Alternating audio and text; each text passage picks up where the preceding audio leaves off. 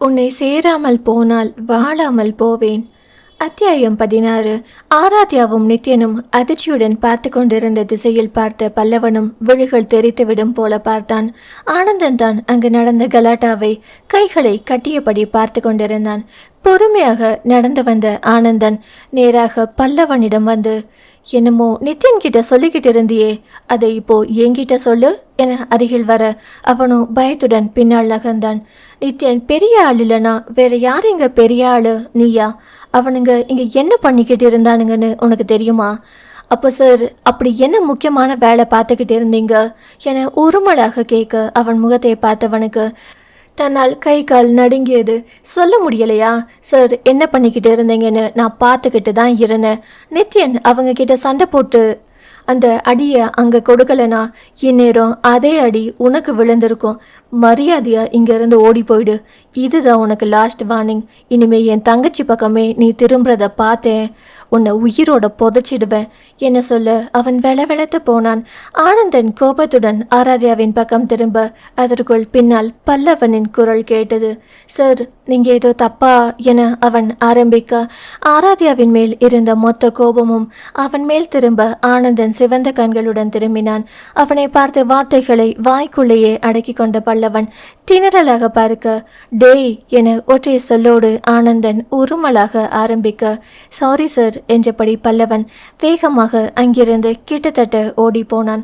பல்லவன் சென்றதும் திரும்பி இருவரையும் பார்த்தவன், கார்ல ஏறுங்க, வீட்டுக்கு போய் பேசிக்கலாம் என சொல்லிவிட்டு முன்னால் நடக்க என்ன செய்வது என யோசனையுடன் இருவரும் பின்னால் நடந்தார்கள்.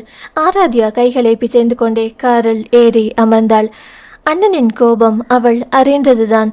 எவ்வளவு பாசம் இருக்கிறதோ அவனுக்கு தெரியாமல் ஒரு விஷயத்தை செய்துவிட்டாள். அதே அளவு கோபத்தையும் காட்டுவான். வீட்டிற்கு வந்து சேரும் வரை அவன் ஒரு வார்த்தை பேசவில்லை. வேலைக்காரர்கள் முன்னால் எதையும் பேச விரும்பாதவன் மாடிக்கு வந்ததும் இருவரையும் கோபத்துடன் பார்த்தவாறு நின்றிருந்தான். ஆராத்யா பயந்து நடுங்கியதை பார்த்த நித்யன் தானே பேச தொடங்கினான். வந்து தனா என அவன் ஆரம்பிக்க அவன் உறுத்து விழித்ததில் சட்டென்று அத்தோடு பேச்சை நிறுத்தி கொண்டான். என்ன நித்யன் சொல்ல போற, சமாதானமா என இழுக்காரமாக கேட்டான். தனா என நித்யன் திணற, நான் உன்னை நம்பிதான் இங்க விட்டுட்டு போனேன்னு உனக்கு நல்லா தெரியும் நித்யன். ஏன்னா உன் மேலே எனக்கு அவ்வளவு நம்பிக்கை. ஆனா அந்த நம்பிக்கையை காப்பாற்றணும்னு ஒரு நிமிஷம் கூட உனக்கு தோணவே இல்லையா என ஆனந்தன் கேட்க நித்யன் வலியுடன் அவனை நிமிர்ந்து பார்த்தான். நித்யனின் வலி ஆனந்தனுக்கு புரியதான் செய்தது. ஆனால் இப்போது பேசாமல் விட்டாள். ஆராத்யா மீது உள்ள பாசத்தால் அவளுக்கு நல்லது கெட்டதை கூட யோசிக்க மறந்து விடுவான். மனதை கல்லாக்கி கொண்டுதான் மேலும் ஆனந்தன் பேசினான். நான் என நித்யன் பேச முடியாமல் தடுமாற ஆராத்யா குறுக்கே புகுந்து, அவர் மேல எந்த தப்பும் இல்லைன்னா நான் தான் உன்கிட்ட சொல்ல வேண்டாம்னு சொன்னேன் என தயங்கியபடி பதில் சொன்னாள். அவனுக்கு மட்டும் இல்லதியா, உனக்கும் சேர்த்து தான் பேசிகிட்டு இருக்கேன். அம்மா அப்பா வேணும்னா உன்னை பார்த்துக்க என்ன நம்பி அனுப்பியிருக்கலாம். ஆனால் நான் நித்யனை எவ்வளவு நம்பினேனோ அதே அளவு உன்னையும் நம்பினேன். அதனால தான் இங்கே தனியாக விட்டுட்டு போனேன். ஆனால் நீ செஞ்சிருக்கிறது என்னம்மா என கேட்க அவள் தலை குனிந்து கொண்டாள். நான் உன்கிட்ட இதை எதிர்பார்க்கவே இல்லை நித்யன். தியா சின்ன பொண்ணு, அவ தான் சொல்றானா, உனக்கு புரியாதா? போயும் அந்த பொறுக்கிய என் தங்கச்சிக்கிட்ட பேச அனுமதிச்சிருக்க. இதெல்லாம் என்னடா? இதுதான் நீ அவளை பார்த்துக்கிற லட்சணமா? உன்னால முடியாதுன்னா அப்பவே என்கிட்ட சொல்லியிருக்கலாமேடா. அப்பா அம்மா இவளுக்கு ஒவ்வொன்றும் பார்த்து தான் செய்வாங்க. எங்கே போகணும்னாலும் தனியாக விட மாட்டாங்க.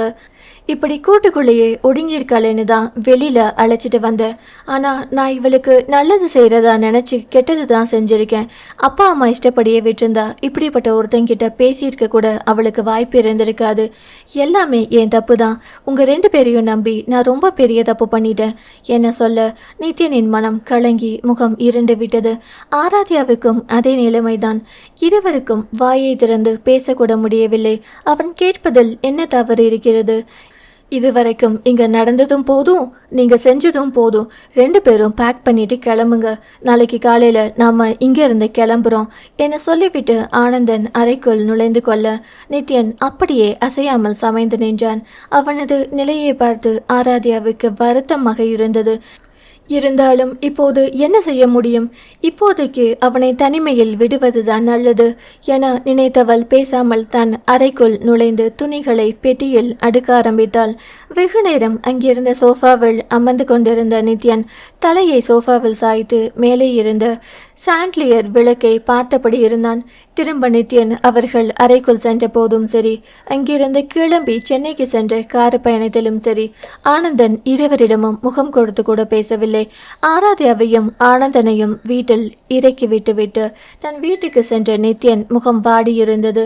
காரில் இருந்து இறங்கி உள்ளே வந்த மகனை பார்த்த தேவேந்திரனிற்கும் அவனது வாட்டம் தெரிய, ஒருவேளை அவ்வளவு தூரத்திலிருந்து இங்கே காரை ஓட்டி வந்த சோர்வாக இருக்குமோ என நினைத்தார். அந்த திருமணத்திற்கு பிறகு மகனிடம் தனிமையில் பேச முயற்சித்து கொண்டிருந்தார். ஆனால் அவரால் முடியவில்லை. மேலும் தள்ளி போட்டு கொண்டிருக்காமல் அவனிடம் பேசியே ஆக வேண்டும். என்ன நித்யன், ஏன் ஒரு மாதிரி இருக்க என உள்ளே வந்த மகனிடம் தேவேந்திரன் யோசனையாக கேட்க, ஒன்றுமில்லப்பா, கொஞ்சம் டயர்டாக இருக்கு அதான் என்றான். சரி, ட்ரிப் எப்படி இருந்துச்சு? எல்லாரும் நல்லா என்ஜாய் பண்ணீங்களா என புன்னகையுடன் வினவ அவன் மெலிதாக ஆமாம் என தலையாட்டினான். ஏதோ சரியில்லை என தோன்றினாலும் மேலும் கேட்டு அவனை வருத்தப்பட விரும்பாமல், சரிடா இப்போதானே வந்த, போய் ரெஸ்ட் எடு, நைட்டு டின்னருக்கு என்ன வேணும்னு ஃபோன் பண்ணி சொல்லிடு என சொல்ல அவன் சரி என்று தலையாட்டி விட்டு அவனுடைய அறைக்கு சென்றான்.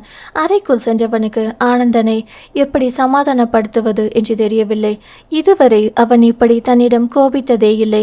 அவன் கேட்ட கேள்விகள் எல்லாமே நியாயம்தான் என்றாலும் நான் ஏன் இப்படி செய்தேன் என்றாவது கேட்டிருக்கலாம்.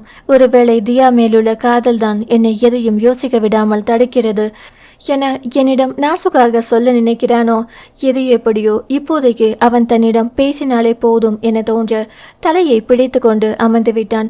ஆராத்யாவை அவளது அறைக்கு அனுப்பி வைத்துவிட்டு ஆனந்தன் நேரே சென்றது அவர்களது அம்மா அப்பாவிடம்தான்.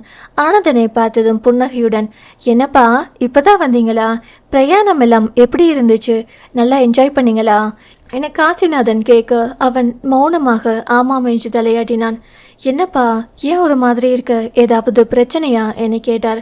அப்படியெல்லாம் ஒன்றும் இல்லைப்பா, ஊருக்கு போயிட்டு வந்தப்போ எனக்கு ஒரு எண்ணம் தோணுச்சு, அதை உங்ககிட்ட சொல்லலாம்னு தான் வந்தேன் என நிறுத்தினான். என்னப்பா, என்ன விஷயம் சொல்லு என அவர் கேட்டார். கூடவே ஜெயந்தியும் வந்துவிட, என்ன பேசுறீங்க ரெண்டு பேரும்? ஏதாவது முக்கியமான விஷயமா? கம்பெனி சம்மந்தமானதுன்னா நான் போயிட்டு அப்புறம் வரேன் என்ன சொல்ல, இல்லம்மா நீங்களும் வாங்க, உங்க ரெண்டு பேர்கிட்டையும் தான் பேசணும் என ஆனந்தன் பூடகமாக பேசினான். பெற்றவர்கள் இருவரும் ஒருவரை ஒருவர் பார்த்து கொண்டு, என்னப்பா என்ன விஷயம், தயங்காம சொல்லு என சொன்னார்கள். ஒன்றுமில்லப்பா, நீங்கள் தியா கல்யாணத்தை பற்றி சொல்லும்போது நான் தான் இப்போ வேண்டாம் மேற்கொண்டு படிக்கட்டும்னு சொன்னேன். ஆனால் இப்போது கல்யாணம் பண்ணி வச்சா என்னன்னு தோணுது என ஆனந்தன் யோசனையாக சொன்னான். ஏன்பா, ஏன் திடீர்னு இப்படி சொல்கிற, ஏதாவது பிரச்சனையா என ஜெயந்தி பதற்றமாக கேட்டார். அப்படியெல்லாம் ஒன்றும் இல்லைம்மா, ஊட்டி போன அப்புறம் எனக்கு திடீர்னு ஒரு எண்ணம் தோணுச்சு, அதனால தான் கேட்குறேன் என்றான். அப்படியா, என்ன எண்ணம் தோணுச்சு என காசிநாதன் கேட்க தன் மனதில் இருந்ததை பகிர்ந்து கொண்டான். நித்யனும் ஆராத்யாவும் சரியான ஜோடியாக இருப்பார்கள், அவர்களுக்கு திருமணம் செய்து வைத்தால் என்ன என நித்யன் காதலை பற்றி சொல்லாமல் தனக்கு சாதாரணமாக தோன்றியதாக சொன்னான். எனக்கும் கூட அன்னைக்கு போன கல்யாணத்தன்னைக்கு அவங்க ஜோடியை பார்த்ததும் இப்படி செஞ்சா என்னன்னு தோணுச்சுதான்ப்பா. ஆனால் அவங்க வீட்டில் என்ன சொல்கிறாங்கன்னு தெரியலையே என காசிநாதன் தயக்கத்தோடு சொன்னார். ஆமாப்பா, அப்பா சொல்கிறதும் சரிதான், நம்ம குடும்பத்தோட ஒன்றா உறவுக்காரங்க மாதிரி பழகிறோம். இப்போ போய் நாம் அவங்க கிட்ட கேட்டு அது சரி வரலைன்னா பிறகு ஒருத்தர் முகத்தை பார்த்து பேசவே கஷ்டமாக இருக்கும், எதுக்கும் யோசித்து செய்யலாம்ப்பா என ஜெயந்தி சொன்னார். சரிம்மா, நாளைக்கு இதை பற்றி நான் நித்யன் கிட்ட பேசுகிறேன், அவனுக்கு சம்மதம்னா அவங்க வீட்டில் பேச சொல்கிறேன், அவங்களே நம்மக்கிட்ட வந்து பேசினதுக்கு அப்புறம் நீங்கள் என்ன பண்ணுறதுன்னு முடிவெடுங்க என சொன்னான். அப்படி இல்லைப்பா, அவங்களுக்கு மன கஷ்டம் இருக்கக்கூடாதுன்னு தான் சொன்னேன், மற்றபடி நித்யந்தான் மாப்பிள்ளனா எனக்கு 100% சம்மதம்தான் என காசிநாதன் சொல்ல ஜெயந்தியும் ஆமோதித்தார். அப்படின்னா கவலை விடுங்கப்பா, நாளைக்கு நான் நித்யனை பார்த்து பேசிட்டு வரேன் என சொன்னவன் புன்னகையுடன் அவர்களை அணைத்து குட் நைட் சொல்லிவிட்டு தன்னுடைய அறைக்கு சென்றான். ஆனந்தன் அங்கிருந்து சென்றதும் ஜெயந்தி கவலையாக தன் கணவனை பார்த்து, என்னங்க திடீர்னு கல்யாணம் அது இதுன்னு பேசுகிறான், ஏதாவது பிரச்சனையாக இருக்குமா என கேட்டார். தெரியலம்மா, ஆனால் அப்படி ஏதாவது பெருசாக இருந்தால் நம்மக்கிட்ட சொல்லியிருப்பான். ஒருவேளை உண்மையிலேயே அவங்க 2 பேரும் ஜோடியும் பிடிச்சுதான் பேசுகிறானோ என்னவோ. முதல்ல நாளைக்கு அவன் போய் நித்யன் கிட்ட பேசட்டும், அவன் என்ன சொல்கிறான்னு பார்த்துட்டு அதுக்கப்புறம் என்ன செய்யலாம்னு முடிவெடுக்கலாம் என சொன்னார். ஒருவேளை நித்யன் இந்த கல்யாணத்துக்கு சம்மதிச்சிட்டானா என ஜெயந்தி சந்தேகமாக கேட்டார். சம்மதிச்சிட்டா என்ன, சந்தோஷமாக கல்யாணத்துக்கு ஏற்பாடு பண்ண வேண்டியதுதான் என புன்னகையுடன் காசிநாதன் சொல்ல அவரது புன்னகை ஜெயந்திக்கும் தொற்றிக்கொண்டது. இரவெல்லாம் ஆனந்தனை எப்படி சமாதானப்படுத்துவது என்ற எண்ணத்திலேயே நித்யன் சரியாக தூங்கவில்லை. கம்பெனியில் ஒரு முக்கியமான ப்ராஜெக்ட் போய்கொண்டிருந்தது. அதை முடிக்க வேண்டியது இருந்ததால் நித்யன் காலையிலேயே கம்பெனி வந்துவிட்டான். இல்லையென்றால் நேராக ஆனந்தனை தேடித்தான் சென்றிருப்பான். இந்த வேலை எப்போதடா முடியும், எப்போது ஆனந்தனை சென்று பார்க்கலாம் என அவனால் முடிந்த மட்டும் வேலைகளை விரைவாக செய்து கொண்டிருந்தான். அவனுக்கு தெரிந்தவரை ஆனந்தன் தன்னிடம் கோபமாக நடந்து கொண்டது இல்லை. அப்படியே கோபம் வந்தாலும் அவனால் வெகு நேரம் தாக்குப்பிடிக்க முடியாது. அதனால் நேரில் சென்று தான் பேசினால் கண்டிப்பாக அவனுக்கு புரிய வைக்கலாம் என நினைத்தான். ஓரளவு வேலைகள் முடிந்துவிட்டது, இன்னும் கொஞ்சம் கரெக்ஷன் வேலை மட்டுமே இருந்தது. மேனேஜருக்கும் அந்த ப்ராஜெக்டை செய்து கொண்டிருக்கும் டீமுக்கும் அதை அனுப்பி அரை மணி நேரத்தில் சரிபார்த்து எடுத்து வர சொன்னான். அதை அவர்கள் அரை மணி நேரத்தில் சரிபார்த்து எடுத்து வந்தால்தான் நான் சரிபார்க்க இன்னும் அரை மணி நேரமாகும். 1 மணி நேரத்தில் ஆனந்தனை சென்று சந்திக்க வேண்டும் என மனதிற்குள்ளேயே நினைத்து கொண்டிருக்க ஆனந்தனை எதிரில் வந்து நின்றான். அத்தியாயம் 17. ஆனந்தன் எதிரில் வந்து நிற்கவும் நித்யன் வியப்புடன் அவனை பார்த்ததும் எழுந்து நின்று, வாடா மச்சி, உன்னை தான் பார்க்கலாம்னு கிளம்பிக்கிட்டு இருந்தேன். எனக்கு ஒரு முக்கியமான ப்ராஜெக்ட் வேலை வந்துடுச்சு, அதை முடிச்சுட்டு நேராக உன்னை பார்க்கத்தான் வரலாம்னு இருந்தேன் என புன்னகையுடன் சொன்னான். ஆனால் ஆனந்தன் பதில் புன்னகை புரியாமல் அவனது டேபிளுக்கு அந்த புறம் இருந்த சேரில் சென்று அமைதியாக அமர்ந்தான். இன்னும் உனக்கு என் மேலே கோபம் போகலையாடா? நான் என்ன செய்கிறதுடா? தியா என்கிட்ட பல்லவன் பற்றி சொல்ல வேண்டாம்னு சொல்லும்போது எனக்கு சொல்ல தோணலடா. அது அவளுடைய பர்சனல், அதில் நான் தலையிடக்கூடாதுன்னு நினச்சேன். அவளே உன்கிட்ட சொல்ல விரும்பாத போது நான் எப்படிடா அதை வந்து உன்கிட்ட சொல்கிறது? அதனால தான் சொல்லலை என வருத்தத்துடன் சொன்னான். ஆனந்தன் எதுவும் பேசாமல் ஜன்னல் வழியே தெரிந்த வானத்தை வேடிக்கை பார்த்தபடி அமர்ந்திருந்தான்.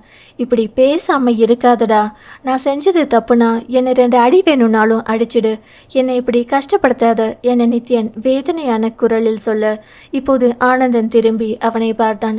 எனக்கு உன்னை அடிக்கணும்னு தாண்டா தோணுது. எங்கள் வீட்டு ராஜகுமாரிய ஒரு ஃப்ராடு பையன்கிட்ட பேச விட்டுருக்கியே, அதுக்காகவே உன்னை அடிக்கணும். உன் காதலை அவகிட்ட சொல்லுவேன்னு நான் விட்டுட்டு வந்தா அவன் கூட சுத்த விட்டுட்டு நீ ஓரமாக உட்காந்துட்டு இருந்திருக்க, அப்படி தானே? அவங்க 2 பேரையும் பார்த்தா புதுசாக மீட் பண்ணுறவங்க மாதிரி தெரியலை. இதுக்கு முன்னாலேயோ உனக்கு தெரிஞ்சுதான் ஏதோ நடந்திருக்கு, மரியாதையா என்னன்னு சொல்லு என கோபமாக அவனை முறைத்தான். நித்யன் தயக்கத்துடன் எல்லாம் சொல்ல அவன் எதிர்பார்த்த மாதிரியே ஆனந்தன் முகம் கோபத்தில் நன்றாக சிவந்திருந்தது. உனக்கு கொஞ்சமாச்சும் அறிவு இருக்காடா? நீங்க 2 பேரும் பேசியிருப்பீங்கன்னு நான் கஷ்டப்பட்டு அம்மா அப்பா கிட்ட பேசி அவ வெளியே வர்றதுக்கு ஏற்பாடு பண்ணினா ஒவ்வொரு தடவையும் அவனை பேச விட்டு வேடிக்கை பார்த்துருக்க. இதில் டிராஃபிக்கில் மாட்டிக்கிட்டேன், வர்றதுக்கு லேட் ஆகிடுச்சு, அவகிட்ட பேச முடியலன்னு 1000 பொய் வேற. எப்போ வந்துடா என்கிட்ட பொய் சொல்ல கற்றுக்கிட்ட? தியாவை காதலிக்க ஆரம்பித்ததுக்கு அப்புறம் நீ உன் சுயத்தை இழந்துட்டடா. நீயா இருந்தாலே அவளுக்கு பிடிச்சிருக்கும். ஒவ்வொரு தடவையும் அவளுக்காக ஒவ்வொன்றா நீ மாற்றிக்க எது நீனே அவளுக்கு தெரியாமல் போயிருக்கும். அதுதான் இவ்வளவு குழப்பத்துக்கும் காரணம். யாரும் யாரையும் காதலிக்கலாண்டா, ஆனால் அந்த காதலால் உன்னை நீயே தொலைச்சிடக்கூடாது. இப்போ கூட உன்னை அடிக்கணும்னு தான் தோணுது, ஆனால் வீட்டு மாப்பிள்ளை அடிக்கக்கூடாதுன்னு தான் கையை கட்டிக்கிட்டு உட்கார்ந்துருக்கேன் என்று சொல்ல நித்யன் இன்னும் அவன் பேசியதிலிருந்து வெளியில் வரவில்லை. அதனால் அவன் கடைசியில் சொன்னதை அவனால் புரிந்து கொள்ள முடியவில்லை. ஆனால் சற்று நேரத்திலேயே அதை புரிந்து கொண்டவன் வேகமாக அவனை நிமிர்ந்து பார்க்க அவன் இப்போது புன்னகையுடன் அமர்ந்திருந்தான். என்னடா, என்ன சொல்ற என்று நித்யனின் வார்த்தைகள் தட்டு தடுமாறி வந்தது. இது உண்மைதானா? அவன் சொல்வது உண்மையா? அப்படியானால் நித்யனுக்கு என்ன உணர்வது என்றே தெரியவில்லை. என்ன சொல்கிறேன்னா தமிழில் தானே சொல்கிறேன். உனக்கும் தியாவுக்கும் கல்யாணம் செய்து வைக்கிறத பற்றி அம்மா அப்பா கிட்டே பேசிட்டேன். இனி நீயும் உங்கள் வீட்டில் பேசுகிறது மட்டும்தான் பாக்கி. அப்புறம் நல்லா ஞாபகம் வச்சுக்கோங்க சார், இது நான் ஏற்பாடு பண்ணுற கல்யாணம். உன் காதலை பற்றி நான் யார்கிட்டையும் சொல்லலை. நீ தியா கிட்ட சொல்கிற வரையிலும் நான் வெயிட் பண்ணிக்கிட்டு இருந்தா அவள் கிளவியானா கூட நீ சொல்ல மாட்ட என சிரித்தான். அவன் கூட சேர்ந்து தானும் சிரித்த நித்யன். சாரிடா, நான் உன்னை ரொம்ப கஷ்டப்படுத்திட்டேன். நீ பேசினதை பார்த்துட்டு ஒரு 2 நாள் கூட என் தங்கச்சியை உன்னால் ஒழுங்காக பார்த்துக்க முடியலை. வாழ்க்கை முழுக்க எப்படி பார்த்துப்பேன்னு கேட்டுடுவியோன்னு நினச்சேன் என சொன்னான். இன்னும் உன்னை நிறைய கேட்கணும்னு தான் தோணுது. ஆனால் நீ வருத்தமாக இருந்தா என்னால் பார்க்க முடியலை. அதனால தான் இத்தோட விட்டேன். ஒழுங்கா அங்கிள் ஆண்டி கிட்ட பேசி பொண்ணு கேட்டு வர வழியை பாரு. இன்னும் நான் தியா கிட்ட இதை பற்றி பேசலை. இன்னைக்கு தான் பேசலாம்னு இருக்கேன் என்ன சொன்னான். அவ ஒத்துப்பாளாடா என நித்யன் திணறலாக கேட்டான். இவ்வளவுக்கும் பிறகு அவள் என்ன சொல்லுவாளோன்னு எனக்கும் தயக்கமாக தான் இருக்கு. ஆனால் எங்கள் பேச்சு மீறி அவள் இதுவரையிலும் எதுவும் செய்ததில்லை. இதுவரையிலும் அவள் வாழ்க்கையில் எல்லா முடிவையும் நாங்கள் தான் எடுத்திருக்கோம். அதே போல் கல்யாணம் மாதிரி முக்கியமான விஷயம் வரும்போது கண்டிப்பாக எங்கள் பேச்சை கேட்பா. அந்த நம்பிக்கையில் தான் உங்கள் எல்லார்கிட்டையும் நான் பேசிகிட்டு இருக்கேன் என்ன சொல்ல நித்யன் தலையாட்டி கொண்டான்.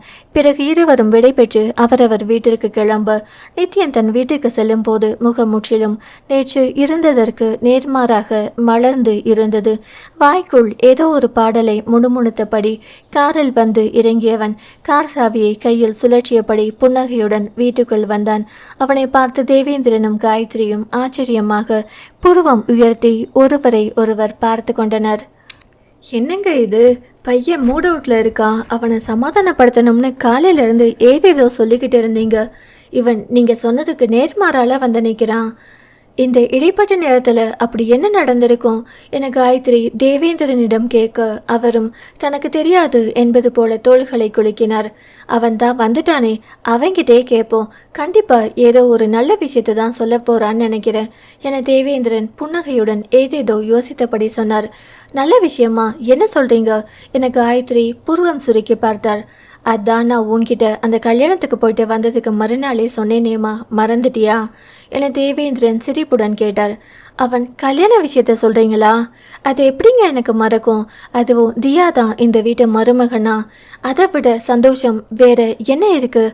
ஆனால் எனக்கு என்னவோ நீங்கள் சொல்கிறது உண்மையாக இருக்கும்னு தோணலை, சந்தேகமாக தான் இருக்குது என காயத்ரி யோசனையுடன் சொன்னார். உன்னை விட என் பிள்ளைய நான் நல்லா புரிஞ்சு வச்சிருக்கேன்டி, நீ வேணா பாரு, கூடி சீக்கிரமே அவன் நம்ம கிட்ட சொல்லுவான் என தேவேந்திரன் அடித்து சொன்னார். உங்களுக்கு அவ்வளவு உறுதியாக இருந்தா அவன் சொல்கிற வரையிலும் நம்ம எங்கே வெயிட் பண்ண? அவனுக்கும் தான் கல்யாணம் வயசு வந்துடுச்சே, நம்மளே கேட்டா என்ன என கேட்டார். சரி, இன்னும் ஒரு வாரத்துல அவன் ட்ரைனிங்காக ஃபாரின் போகணும், அதுக்குள்ள சொல்றானான்னு பார்ப்போம். அப்படி இல்லையா போயிட்டு வந்ததும் நாமளே என்ன ஏதுன்னு விசாரிப்போம் என தேவேந்திரன் சொல்ல காயத்ரியும் சரி என தலையாட்டினார். அவர்கள் பேசிக்கொண்டிருக்கும் போதே சிரிப்புடன் உள்ளே வந்த நித்யேந்திரன் அவர்கள் உட்கார்ந்திருந்த கட்டிலுக்கு எதிரில் சேரை இழுத்து போட்டுக்கொண்டு உட்கார்ந்தான். அப்பா, அம்மா 2 பேரையும் பொதுவாக பார்த்து என்ன பண்ணிக்கிட்டு இருக்கீங்க என கேட்டான். சும்மாதான் பேசிட்டு இருந்தோண்டா. ஏதாவது முக்கியமான விஷயமாமா? அப்படியெல்லாம் ஒன்றும் இல்லடா, எங்களுக்கு உன்னை தவிர இப்போதைக்கு பேசுறதுக்கு வேற எதுவும் இல்லையே என காயத்ரி சொன்னார். என்னை பற்றி என்ன பேசிட்டு இருந்தீங்க? உங்கள் அப்பாவுக்கு சீக்கிரம் உனக்கு ஒரு கல்யாணம் பண்ணி வைக்கணுமாம், அதை பற்றி தான் சொல்லிக்கிட்டு இருந்தாங்க என சொல்ல நித்யன் சிரித்தான்.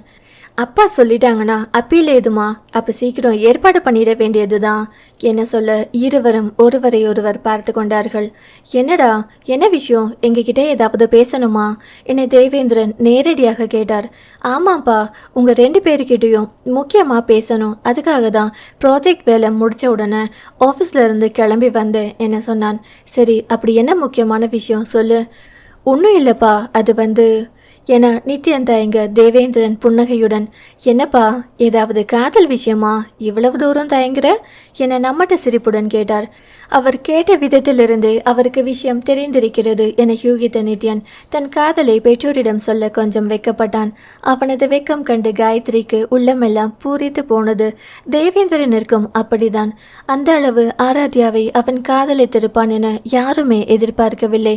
எத்தனை நாட்கள் இவனது மனதில் இந்த எண்ணம் இருந்தது என்று தெரியவில்லையே. உண்மையில் அவன் காட்டிக்கொள்ளவே இல்லை. எப்போதுமே எந்த போட்டியில் வெற்றி பெற்றாலும் பெரிதாக பாட்டி வைப்பது நித்யனுக்கு பிடிக்காது. தந்தைக்காக தான் அதற்கு சம்மதிப்பான். இந்த முறை போட்டியில் வெற்றி பெற்றதற்கு வழக்கம் போலவே பாட்டி வைத்த போதும் எப்போதும் இல்லாத அளவு முகம் முழுவதும் புன்னகையுடன் ஆர்வமாக கிளம்பி கொண்டிருந்தான். அப்போதே அது குறித்து காயத்ரி தன் கணவனிடம் பேசியிருந்தார். அப்போது தேவேந்திரனுக்கு எந்த விஷயமும் தெரியாது என்பதால் அவன் எப்போதும் போலதான் இருக்கிறான், உன் கண்ணுக்கு தான் அப்படி தெரிகிறது என கிண்டல் செய்தார். தேவேந்திரனுக்கும் காயத்ரிக்கும் நித்யேந்திரன் மீது அளவு கடந்த பிரியம். அதுவும் ஒரே மகன் என்பதால் எதற்காகவும் விட்டு கொடுக்கவே மாட்டார். அவனும் அம்மா அப்பா மீது மிகுந்த பாசம் வைத்திருந்தான். தப்பி தவறி அவர்களே கோபப்பட்டாலும் சிரித்து கொண்டே தன்னிடம் உள்ள பதிலை சொல்லுவானே தவிர ஒருபோதும் பதிலுக்கு கோபப்பட்டது கிடையாது. நித்யேந்திரன் எவ்வளவு தூரம் வளர்ந்திருந்தாலும் அவன் குணத்திலும் சரி பண்பிலும் சரி எந்த மாற்றமும் வந்ததே இல்லை. அதனால் பெரிதாக அவனை கண்டிக்க எந்த வாய்ப்பும் இருந்ததில்லை. ஏதாவது ஒரு சில முக்கியமான நேரங்களில் அவன் வருகிறேன் என சொல்லி வராமல் இருந்திருப்பான். அப்போது மட்டும்தான் காயத்ரி அவனோடு சண்டையிடுவார். ஆனால் அவன் அதற்கு ஈடு செய்கிற மாதிரி அவரை சந்தோஷப்படுத்தி விட்டுதான் மறுபடியும் வெளிநாடு செல்வான். நித்யேந்திரன் தொழிலில் மட்டுமல்ல அவனது லட்சியத்திலும் சாதித்து கொண்டிருந்தான். அதிலும் அவனது அழகுக்கும் பணத்திற்கும் புகழுக்கும் ஒரு கூட்டமே அவனது பின்னால் சுற்றி கொண்டிருந்தது. அதில் இருவருக்குமே தனி கர்வம்தான். அதிலும் காயத்ரிக்கு ஒரு படி மேலே சென்று அதில் ஒரு தனி பெருமை. பெண்களை பெற்ற பெற்றோர்கள் நிறைய பேர் அவரை சுற்றி சுற்றி வந்தனர். தங்கள் மகளை அவரது பையனுக்கு கட்டிக்கொள்ள சொல்லி நேரடியாகவே நிறைய பணக்காரர்கள் கேட்டுக்கொண்டிருந்தனர். புகைப்படத்தோடு வந்திருந்த சிலரின் படங்களை பார்த்தபோது அந்த பெண்கள் அழகாகவும் இருந்தனர். ஒரு முறை நித்யனிடம் அது பற்றி கேட்டபோது இப்போது திருமணம் செய்ய விருப்பமில்லை, இன்னும் 2 வருடம் போகட்டும் என சொல்லிவிட்டான். அப்போதே ஆராத்யாவை மனதில் வைத்திருந்துதான் இதையெல்லாம் செய்திருப்பான் போல. காயத்ரிக்கும் ஆராத்யா என்றால் பிரியம் அதிகம். அவள் இந்த வீட்டிற்கு மருமகளாக வரப்போகிறாள் என்றால் அதை விட என்ன வேண்டும்? அதுவும் நித்யனுக்கு அவள் வெகு பொருத்தமாக இருப்பாள். அழகிலும் குணத்திலும் பணத்திலும் பண்பிலும் எல்லாம் வெகு பொருத்தம்தான். தன் மகனுக்கு எல்லாவற்றிலும் பொருத்தமான ஒருத்தியையே தேர்ந்தெடுத்திருக்கிறான் என அவருக்கு பெருமை தாங்கவில்லை. தங்கள் மகள்களை திருமணம் செய்ய கேட்டு வந்த பெற்றோர்களிடம் இதோ இந்த பெண்தான் இந்த இடம்தான் என பெருமையாக சொல்லிக் கொள்ளலாம் என்ற எண்ணம் அவருக்கு. கோதை நாகியை தான் சமாளிக்க வேண்டி வரும், அதையும் இதை காரணம் சொல்லி ஈஸியாக சரி கட்டிவிடலாம் என நினைத்தார். அவருக்கு ஆரம்பத்தில் இருந்தே கோதை நாகியை பிடிக்காது. தான் என்று கர்வம் உள்ள அவர் பெண்ணை திருமணம் செய்தால் கண்டிப்பாக பிரச்சனை வரும் என நினைத்தார். எதையோ யோசித்து கொண்டிருந்தவர் நித்யன் தங்களையே பார்த்து ஏதோ சொல்லிக் கொண்டிருப்பதை உணர்ந்து சட்டென முகத்தை மாற்றிக்கொண்டார். ஒருவித கூச்சத்துடன் அதற்கு மேல் ஆர்வத்துடன் தன் காதலையும் தியா மேல் உள்ள அன்பையும் மேலோட்டமாக கண்கள் மின்ன தேவேந்திரனுக்கு விவரிக்க அவருக்கு ஒரே ஆச்சரியமாக இருந்தது. காயத்ரி அவன் சொல்லிக் கொண்டிருந்ததை எல்லாம் காதலியே வாங்கவில்லை. அப்போது அவரது யோசனை வேறு எங்கேயோ இருந்தது. தேவேந்திரனுக்கு மட்டும் அவனது காதலின் ஆழத்தையும் அவள் இல்லை என்றால் அவன் வாழ்க்கை வெறும் சூனியம்தான் என்றும் புரிந்து கொள்ள முடிந்தது. அவர்களிடம் பேசி முடித்ததும் நித்யன் தன் அறைக்குள் வந்து அவள் புகைப்படங்கள் அடங்கிய தனி அறைக்குள் நுழைந்தவன் எப்போதும் போல புன்னகையுடன் அவளையே பார்த்து கொண்டிருந்தான். என்ன அருமா, நமக்கு கல்யாணம் பேச போறாங்க, இந்நேரம் உன்கிட்ட சொல்லியிருப்பாங்க இல்லையா? நீ என்ன பதில் சொல்ல போறேன்னு எனக்கு ஒரே ஆர்வமா இருக்குதியாமா. ஏற்கனவே உங்க அண்ணன் படுத்திய பாட்டுல எனக்கு தூக்கமே இல்லை. இன்னைக்கு நீ என்ன பதில் சொல்ல போறேன்னு அதை நினைச்சு எனக்கு தூக்கமே வராதடி செல்லக்குட்டி. ரதிமா, இப்பவே உங்கூட கனவுல குடும்பம் நடத்த ஆரம்பிச்சிட்டேன் தெரியுமா? அப்பா என் காதலை கண்டுபிடிப்பார்னு நான் நினைச்சே பார்க்கல தெரியுமா? இன்னைக்கு அவர் கேட்கவும் எனக்கு வெக்கம் தாங்க முடியல தியாமா. எல்லாம் உன்னால தாண்டி. இதெல்லாம் எனக்கு எவ்வளவு புதுசா இருக்கு தெரியுமா? எப்ப நீ என் பக்கத்துல வருவேன்னு இருக்கு. சீக்கிரம் வந்துட்டுடி, என்னால ரொம்ப நாள் தாங்க முடியாது ப்ளீஸ். என்னென்னவோ பண்றதியாமா, நீ மட்டும் இப்ப என் எதிரில் வந்த உன்னை அப்படியே எதையோ நினைத்து சிரித்தவன் கட்டிப்பிடிச்சு முகமெல்லாம் முத்தம் கொடுக்கணும்னு ஆசையா இருக்கு. அதுவும் இன்னைக்கு உன்னை உடனே பார்க்கணும்னு ஆசையா இருக்கு. ஆனா என்ன எவ்வளவு தூரம் கண்ட்ரோல் பண்ணிக்கிட்டு இருக்கேன் தெரியுமா? அப்பா கிட்ட சொல்லி நம்ம கல்யாணத்தை சீக்கிரம் வைக்க சொல்லியிருக்கேன். அவரும் சரின்னு சொல்லிட்டாரு. கூடி சீக்கிரமே நீ என் பக்கத்துல வந்துடுவ தெரியுமா? அப்போ என்கிட்ட இருந்து உன்னை யாராலையும் காப்பாற்ற முடியாது என புன்னகையுடன் கூறிக்கொண்டான். இங்கே காயத்ரியோ உடனே கோதை நாயகிக்கு இந்த விஷயத்தை தெரிவிக்கும் பொருட்டு அவருக்கு ஃபோன் செய்தார்.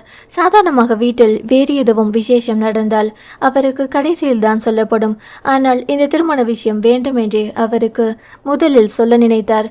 இனிமேலும் தன் மகளை அழைத்து கொண்டு திருமணம் என பேசிக்கொண்டு வரக்கூடாது என்றுதான் முதலில் அவருக்கு சொல்ல நினைத்தது. ஃபோன் செய்து விஷயத்தை சொன்னபோது கோதினாகி அங்கே அதிர்ந்தது. இங்கே காயத்ரிக்கு கூட உணர முடிந்தது. உடனே புறப்பட்டு வருவதாக சொல்லி கோபமாக போனை வைத்து விட்டார். எல்லோரும் ஒவ்வொரு விதமாய் எப்படியும் ஆராத்யா ஒத்துக்கொள்வாள் என திருமணத்தின் அடுத்த கட்டத்தை பற்றி யோசித்துக் கொண்டிருக்க அது பற்றி சொல்லப்பட்ட போது தியா ஒரே அடியாக மறுத்துவிட்டாள். அத்தியாயம் 18. ஆனந்தன் சந்தோஷத்துடன் வந்து தன் அம்மா அப்பாவிடம் நித்யனின் சம்மதத்தையும் அவன் தங்கள் வீட்டில் சொல்லிவிட்டு சீக்கிரமே உங்களிடம் பேச சொல்வான் என சொன்னான். எல்லோருமே ஒருவரை ஒருவர் அறிந்தவர்கள் என்பதால் நாளை தள்ளி போடாமல் வருகிற முகூர்த்த தேதியிலேயே வீட்டிற்கு வந்து பார்க்க வெற்றிலை மாற்றி திருமணத்தை நிச்சயித்து செல்வார்கள் என்று சொன்னான். அதே போல நித்யன் வந்து பேசியதும் மாலை நேரத்திலேயே தேவேந்திரன் காசிநாதனுக்கு ஃபோன் செய்து விட்டார். இருவரும் பரஸ்பர நல விசாரிப்புகளுக்கு பிறகு திருமண விஷயத்தை பற்றி பேசியதும் இருவருக்குமே சந்தோஷம்தான். பிறகு நெருங்கிய சொந்தங்களை மட்டும் அழைத்து வந்து வீட்டிலேயே பார்க்க வெற்றிலையோடு தாம்பூலம் மாற்றி திருமணத்தை நிச்சயித்து கொள்ளலாம். அதன் பிறகு ஒரு நல்ல நாளாக பார்த்து திருமணத்தையும் முடிவு செய்யலாம் என சொல்லி வீட்டினர் சம்மதத்துடன் ஏற்பாடு செய்து விட்டார்கள். ஆராத்யாவிடம் அந்த விஷயத்தை சொன்னபோது அவள் ஒரேயடியாக அதிர்ந்து போய்விட்டாள். பல்லவன் இவர்களை பற்றி சொல்லும் போதெல்லாம் தன் வீட்டினர் தன்னை கேட்காமல் எந்த முடிவும் எடுக்க மாட்டார்கள் என நினைத்தாள். தனக்காக எல்லா முடிவையும் அவர்களை எடுத்தாலும் தன்னிடமும் ஒரு வார்த்தை கேட்காமல் இதுவரை அவர்கள் செய்ததில்லை. ஆனால் ரொம்ப முக்கியமான தன் திருமண விஷயத்தை இப்படி தன்னை கேட்காமல் முடிவு செய்வார்கள் என அவள் நினைக்கவே இல்லை. வாழ்க்கையில் நல்லதோ கெட்டதோ அனுபவிக்க போவது நீதான். அதனால் எதுவாக இருந்தாலும் நீயே முடிவெடு என பல்லவன் சொன்னது ஞாபகம் வந்தது. அதனால் முதல் முறையாக தனது குடும்பத்தினரின் இந்த முடிவை எடுத்தாள். அவள் எனக்கு இந்த திருமணத்தில் விருப்பமில்லை என சொல்ல எல்லோருமே அதிர்ந்து போனார்கள். தங்களை எதிர்த்து ஒரு வார்த்தை கூட பேசிடாத தங்கள் பெண்ணா இப்படி பேசுவது என முதல் முறையாக காசிநாதனும் ஜெயந்தியும் மனம் கலங்கி போனார்கள். ஆனாலும் அவளை கடிந்து பேச மனம் வராமல் காசிநாதன், ஏமா எல்லா முடிவு செஞ்ச அப்புறம் ஏன் இப்படி சொல்ற என கேட்க அவள் இன்னமும் கோபமடைந்தாள். யாரை கேட்டு முடிவு பண்ணீங்க? இது ஏன் கல்யாணம் என ஒரு வார்த்தை கேட்கறது இல்லையா என ஆராத்யா கோபத்துடன் கேட்டாள். அவள் பேசியதே அதிர்ச்சியாக இருக்க அவள் கல்யாண மறுப்பது இன்னும் அதிர்ச்சியாக இருந்தது. காசிநாதன் தளர்ந்து போய் அமர்ந்துவிட ஆனந்தன் தான் ஆராத்யாவை முறைத்தபடி பேச ஆரம்பித்தான். என்னதியா, அப்பா கிட்ட இப்படிதான் பேசுவியா என ஆனந்தன் கோபமாக கேட்டான். அண்ணா, உனக்கே தெரியும் இதுவரை நான் அப்பா கிட்டேயோ இல்லை உங்க யார்கிட்டையும் இப்படி பேசியிருக்கேனா? அதுதான் எங்களுக்கு ஆச்சரியம் தியா. இப்போ என்ன வந்துச்சுன்னு நீ இப்படி பேசுகிற? என்னண்ணா பேசுகிற நீ? இது ஏன் கல்யாண விஷயம்? என்கிட்ட ஒரு வார்த்தை மாப்பிள்ளை பிடிச்சிருக்கா இல்லையான்னு கூட கேட்க மாட்டீங்களா? நிச்சய தேதி வர குறிச்சிட்டு வந்துதான் என்கிட்ட சொல்லுவீங்களா என ஆதங்கமாக கேட்டாள். சரி, அப்போ கேட்கல, இப்போ கேட்குறேன். உனக்கு நித்யனை பிடிச்சிருக்கா இல்லையா என நேரடியாக கேட்டான். உண்மையில் ஆராத்யாவுக்கு அவனை பிடிக்கவில்லை என்பது கிடையாது. ஆனால் அவனோட திருமணம் வரை யோசித்ததில்லை. ஏற்கனவே அவனது கனவு லட்சியமான அந்த பாக்ஸிங் விளையாட்டில் அவனை பார்த்ததில் இருந்து அவன் மேல் ஒரு சின்ன வெறுப்பு அவளுக்கு உண்டு. ஒவ்வொரு முறையும் இரத்தம் சொட்ட அவர்கள் அடித்து கொண்டு கீழே விழுவதை பார்க்கும்போது அவளுக்கு அவ்வளவு பயத்தை தரும். ஒருவரை ஒருவர் அடித்து கொண்டு அது விளையாட்டாக இருந்தாலும் சரி, அதை டிவியில் பார்ப்பது அவளுக்கு பிடிக்காது. அதனாலேயே அண்ணனுடன் எத்தனையோ முறை சண்டையிட்டிருக்கிறாள். அப்படிப்பட்டவளுக்கு முன்னால் ஊட்டியில் நேரடியாகவே நித்யன் அந்த 6 பேரையும் தாக்கி இரத்தம் வரும் வரை அவர்களை அடித்து பயத்தை உண்டு பண்ணியிருந்தான். அவனை போய் திருமணம் செய்து கொள்ள சொன்னால் அவள் எப்படி சம்மதிப்பாள்? சாதாரணமாக அவனை அண்ணனுடைய நண்பன் என்ற முறையில் பிடித்தாலும் அவனோடு திருமணம் செய்ய அவளுக்கு பிடிக்கவில்லை. பல்லவன் சொல்லுகிற மாதிரி இப்போதாவது தன் முடிவை தானே எடுக்காவிட்டாள். பிறகு காலம் முழுவதும் வருத்தப்பட வேண்டும். அதற்கு இப்போது எல்லோரும் கோபப்பட்டாலும் பிறகு ஒரு நாள் கட்டாயம் என்னை புரிந்து ஏற்றுக்கொள்வார்கள் என நினைத்தாள். அதனால் தான் தீர்க்கமாக இந்த திருமண முடிவை எதிர்த்தாள். எனக்கு பிடிக்கலனா அத்தோட இந்த கல்யாணமும் பிடிக்கல, இந்த ஏற்பாட்டை இத்தோடு நிறுத்துங்க என சொல்ல காசிநாதனுக்கும் ஜெயந்திக்கும் ஐயோ என்றானது. காசிநாதன் வேதனையுடன் சோஃபாவில் சாய்ந்து கண்களை மூடிக்கொண்டு அமர்ந்து கொண்டார். அவர் அருகில் அமர்ந்த ஜெயந்தி அவரை சமாதானம் செய்து கொண்டிருந்தார். என்ன பேசுறதியா? நித்யனை உனக்கு பிடிக்கலையா? சரி, அவனை பிடிக்காததுக்கு ஒரு நியாயமான காரணம் சொல்லு, நாங்க ஒத்துக்கிறோம் என ஆனந்தன் கொஞ்சம் கோபமாகவே கத்தினான். எனக்கு பிடிக்கலங்கிறத விட வேற என்ன காரணம்னா உனக்கு தேவைப்படுது?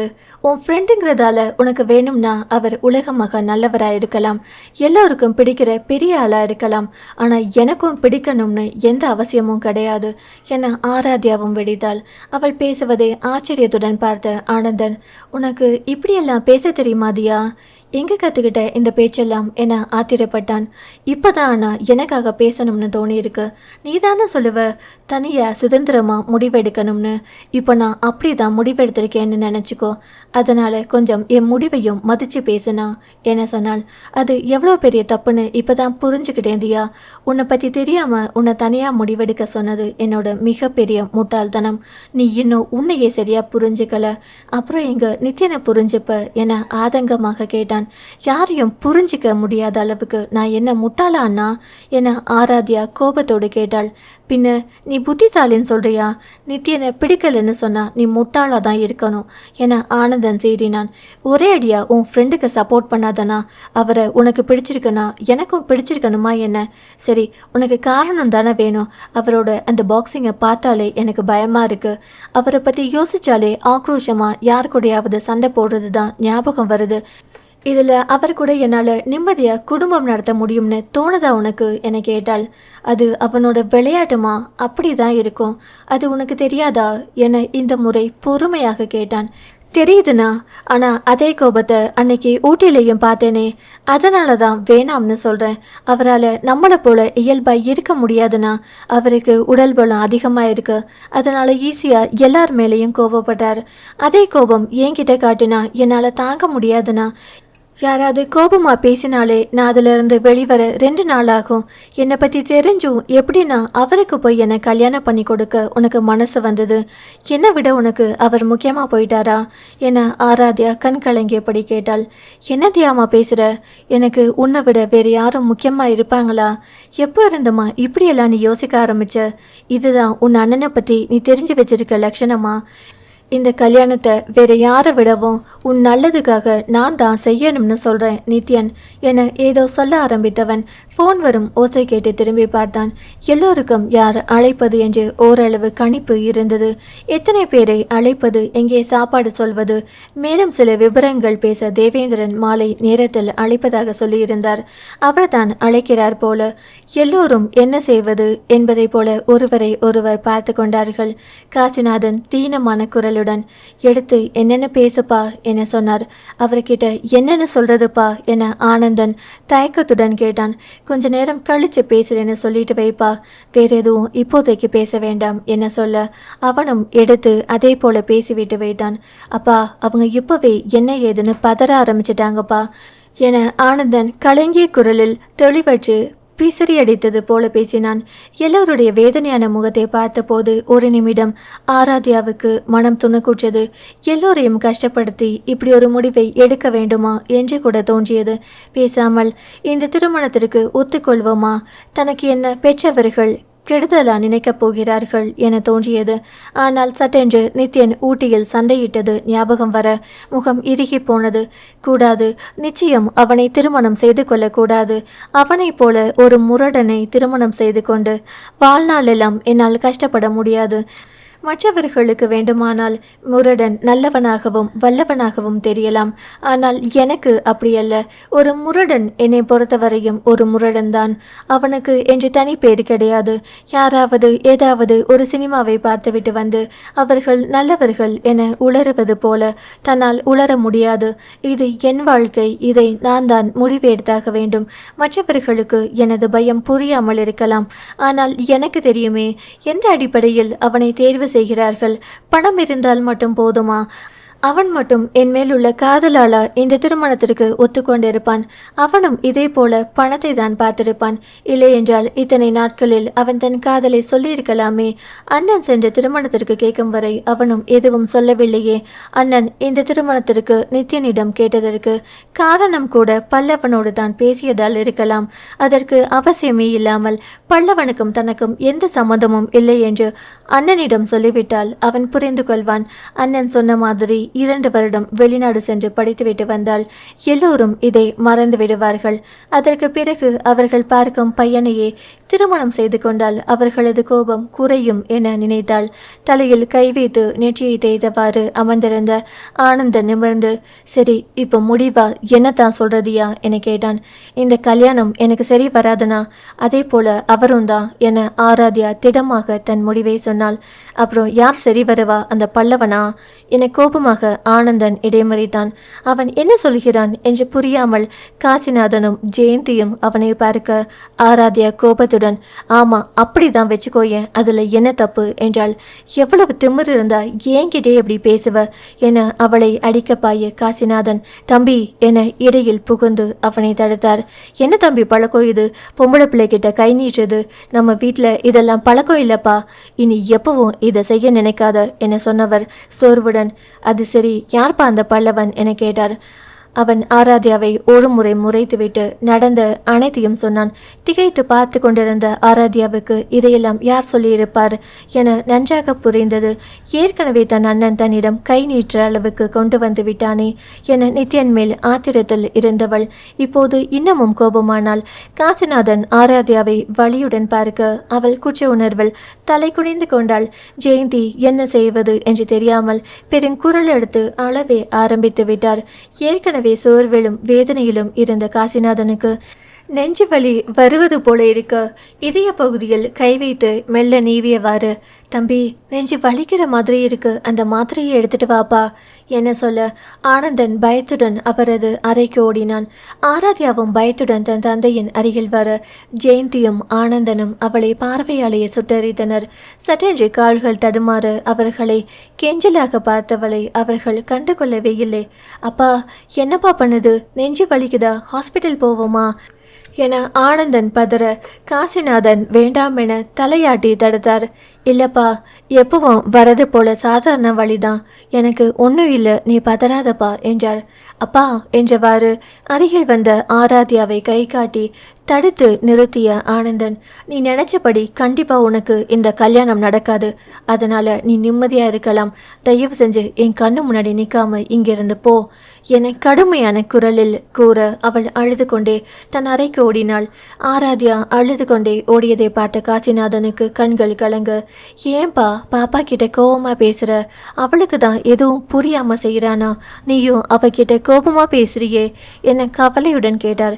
என்னப்பா நீங்க இன்னும் பாப்பா பாப்பான்னு சொல்றீங்க, அவ தான் பெரிய பெரிய முடிவெல்லாம் எடுக்க ஆரம்பிச்சிட்டாளே, அவ பெரிய மனுஷியாகி ரொம்ப நாள் ஆகுதுப்பா, இன்னும் நம்ம தான் அவளை பாப்பான்னு நினைச்சுக்கிட்டு இருக்கோம் என ஆத்திரத்துடன் ஆனந்தன் சொன்னான். கோவிலுக்கு போயிருந்த பாட்டி என்ன நடந்தது என ஒன்றும் புரியாமல் அலையடித்து ஓய்ந்தது போல இருந்த வீட்டையை பார்த்தபடி அவரே வந்து ஆனந்தனிடம் கேட்க அவனும் கோபமாக எல்லாம் சொன்னான். பாட்டிக்கு பேத்தி இவ்வளவு தூரம் பேசினாளா என ஆச்சரியம்தான். இருந்தாலும் சாதாரண ஒரு கல்யாணம் வர நின்று போனதற்கு அவள் மேல் இவ்வளவு ஆத்திரப்பட வேண்டுமா என நினைத்தார். அவளுக்கு தான் அவனை பிடிக்கவில்லை என்று சொல்கிறாளே, வேறு வரன் பார்க்க வேண்டியதானே என நினைத்தவர் அதையே ஆனந்தனிடம் சொல்லவும் செய்தார். சிறிது நேரம் கண்களை மூடி அமர்ந்தவன் பிறகு ஒரு முடிவுடன், அப்பா அம்மா இது நான் உங்ககிட்ட முன்னாடியே சொல்லாததற்கு என்னை மன்னிச்சிடுங்க. பாட்டி உங்களுக்கும் தான், ஆனால் இது நமக்குள்ள தான் இருக்கணும், வேற யாருக்கும் வெளியே தெரியக்கூடாது என பீடிகையோடு ஆரம்பித்தவன் நித்யனின் 3 வருட காதலை பற்றியும் சின்ன வயதில் இருந்தே அவனுக்கு அவள் மேல் இருந்த அக்கறையை பற்றியும் அவனின் காதலின் ஆழத்தை பற்றியும் எடுத்து சொல்ல எல்லோருமே வாயடைத்து போனார்கள். இப்படிப்பட்ட ஒருவனை போய் தன் மகள் வேண்டாம் என்கிறாளே, அவன் மாதிரியான ஒரு பையன் கிடைத்தால் வாழ்க்கை முழுவதும் நன்றாக இருப்பாள் என ஆனந்தனுக்கு மேல் இப்போது அவர்களை பெற்றவர்களின் மனமும் தவிக்க தொடங்கிவிட்டது. ஆனால் பேத்தி பற்றி நன்றாக தெரிந்த பாட்டி மட்டும் வேறு விதமாக யோசித்தார். அதனாலேயே வீட்டிற்கு பெரியவர் என்னும் நிலையில் இருந்து எல்லோருக்கும் புத்தி சொல்ல முடிந்தது.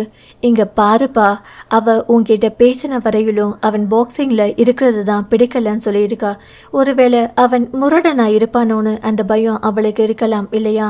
உனக்கே நல்லா தெரியும், தியா ரொம்ப பயந்த சுபாவம் உள்ளவ.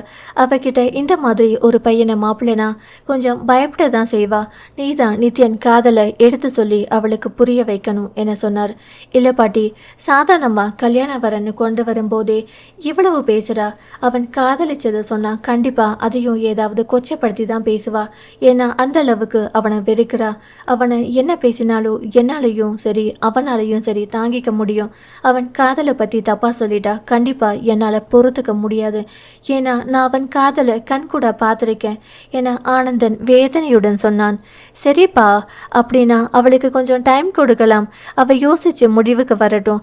அவகிட்ட திரும்ப திரும்ப இதை பற்றியே பேசணும்னா அவ பிடிவாதம் தான் அதிகமாகவே தவிர கண்டிப்பா அவ ஒத்துக்கவே மாட்டா என சொல்ல அவளை பற்றி தெரிந்த மற்ற மூவருக்கும் அதுதான் சரி எனப்பட்டது.